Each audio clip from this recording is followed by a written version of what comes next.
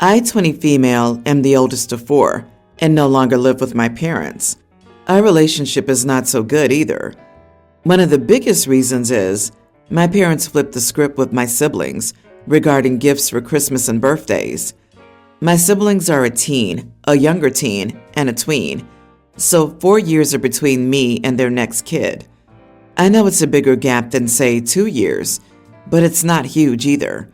Yet they parented them so differently and spoiled them. For me, gifts were needs and not wants. I was told I should appreciate having food in my belly, a roof over my head, and clothes on my back.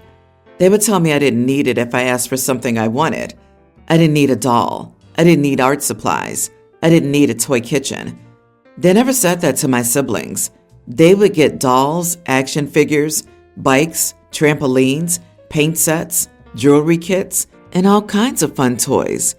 They also got cell phones and tablets when they got older. I usually got clothes. Sometimes I would get cheap basic hygiene products, body wash and stuff. My parents made it a huge point to nip it in the bud when I was upset with my underwhelming gifts, especially when my siblings came along. They told me they were babies, they were little, etc. But that energy was never there for me. I do resent it. I had all the basics, but my siblings had so much more than that. My siblings are also very spoiled and entitled because of it.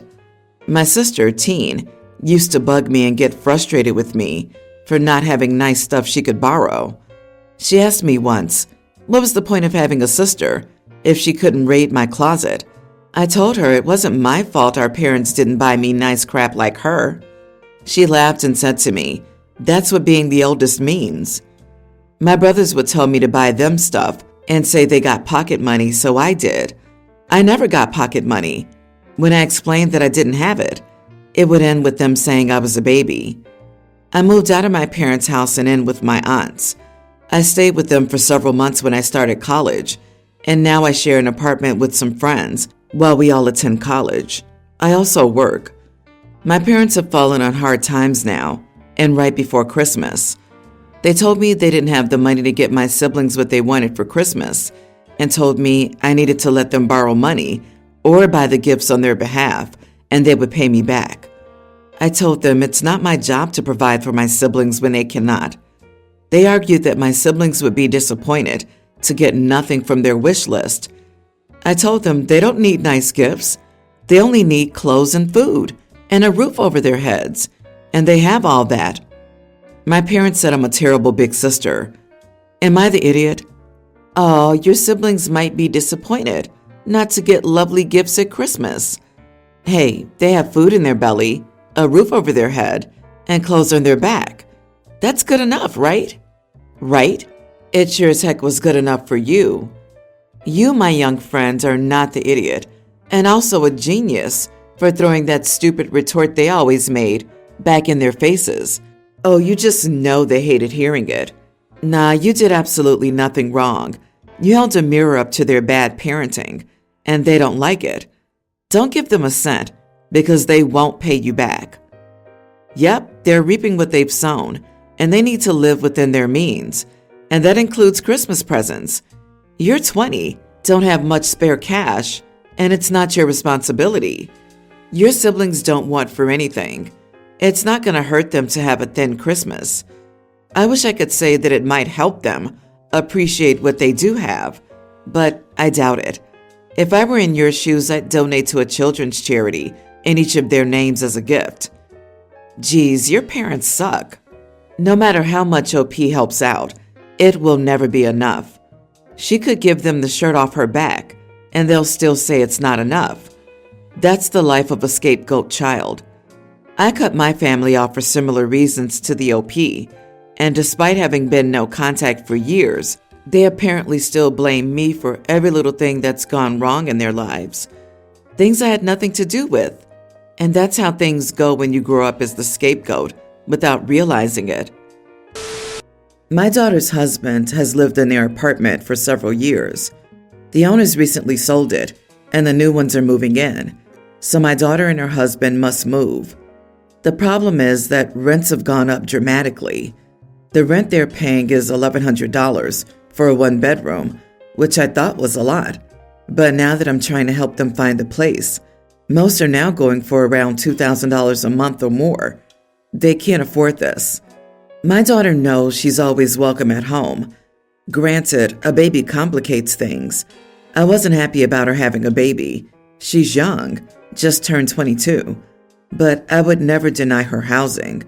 However, I can't stand her husband. Let's just call him Aaron, for simplicity's sake. I wouldn't invite Aaron over for dinner, let alone let him live with me. Aaron's in his mid-30s, criminal history, hair-triggered temper, chronic immaturity and jealousy. Possessive streaks have caused a strain in their relationship, which I obviously don't approve of. Honestly, when she told me she was pregnant, I finally thought we'd be rid of Aaron. I genuinely thought he was exactly the kind of man to ditch. They've been on and off over and over since she was about 18 or 19. Alas, if anything, it made him cling to her tighter. They had a very rushed wedding, and this is their longest stint together, without any breakups, just over a year. There's still been a fair share of dramatics, of course, but I'm surprised they've made it this far. Even so, I simply don't want to live with Aaron. I don't like him. I don't want him around me.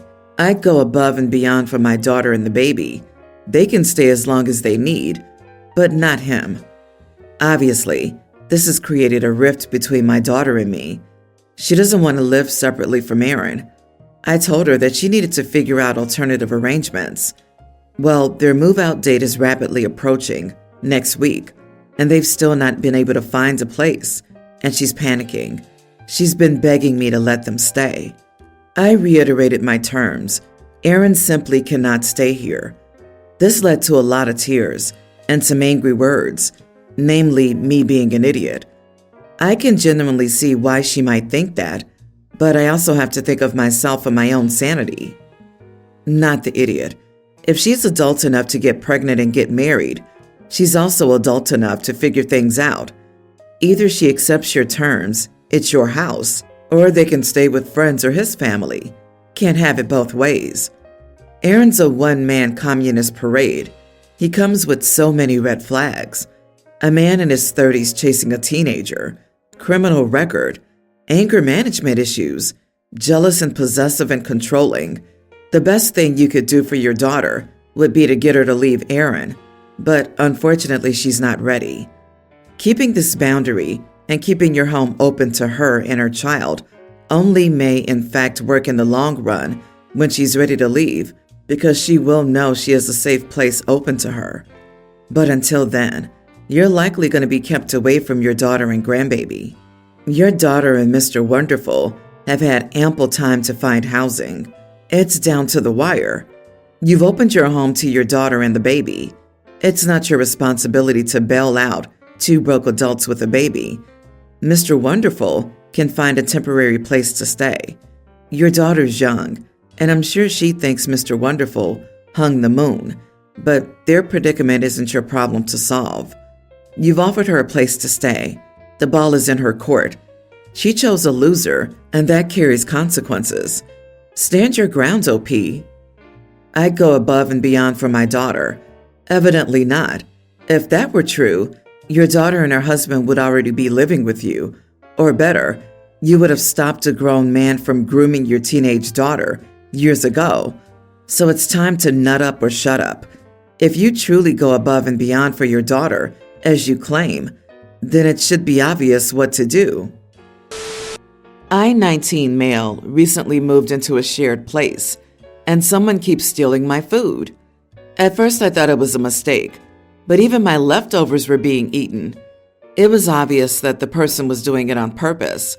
I spoke to my housemates about how I just prefer to be asked first, but they were nonchalant about it, and none of them admitted to doing it. I haven't caught anyone in the act, so I just tried to ignore it, as it only happened every couple of days or so. A few days ago, I came home from work with a carton of eggs that I found while dumpster diving and some bread.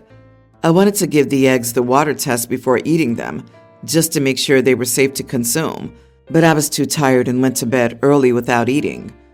The next day, I found out that one of my housemates got so sick, He ended up having to go to the emergency room. My eggs were not in the fridge where I left them, but I saw the carton and shells in the trash, and my bread was opened. I had a hunch that it was him, because there was a possibility that the eggs had gone bad, but I was also annoyed at the fact that he helped himself to my food without asking. When he returned, I asked him if he had eaten my eggs and bread, but he denied it. I then said, "Okay, but I hope whoever ate them didn't get as sick as you did, because I found those eggs in a dumpster." His face immediately dropped, and he looked visibly uncomfortable. He got angry and went from saying that he may have consumed the food by mistake, as he wasn't paying attention and doesn't exactly remember, and accusing me of poisoning him. He said it's a health hazard to bring such food in a communal space without warning everyone first, as it's not uncommon for people in shared places to eat other people's food by mistake. He hasn't spoken to me since then, and my housemates are siding with him and calling me disgusting for doing that. A part of me feels like I wasn't wrong because they were my eggs that I fully intended to eat, and I didn't think I had to warn people against eating food that didn't belong to them. But I also do feel bad and guilty that he got sick. So please tell me if I was in the wrong. Not the idiot. If the housemates prefer a communal food sharing system, they had the opportunity to discuss this with you when you brought it up. They also could have asked you to label your food so they didn't accidentally mix things up. But it sounds like they didn't take that opportunity either. This sounds like karma to me. OP, you did nothing wrong. Your forgetful roommate is a piece of work. Once or twice I can see food going missing in a communal fridge, but chronically, and with nobody fessing up, is the work of a BS artist feeding you lies and hoping that you restock the fridge so his stomach can be full. Someone is lying to your face and eating your food. Who doesn't have the guts to admit their error and think that you're dumb enough to believe their weak, flimsy excuse? Full stop. Tell them you're insulted for this reason, and your sick roommate got what was coming to him. He merely got to experience the occupational hazard of being a thief. My sister's been having a hard time with her husband. She's the breadwinner and mom of their 2 kids. She works hard all the time, and him, not at all. He was unemployed for 10 years, and only after the global issue did he get a call center job. Lately, he's been accusing her of having an affair. It's really taking its toll on her as it's not true, and she doesn't have time for this crap. He's been doing this for years. They had kids, and the accusation stopped, but they started again a few months ago. She asked me for advice. I suggested that they have the Life 360 app on their phone, so we can see where she is at all times to prove he's talking crap. Not the best suggestion, I know, but when I suggested divorce in the past, before the kids, it didn't go down too well. Anyway, I offered this app to hopefully buy her some time to think, etc., etc.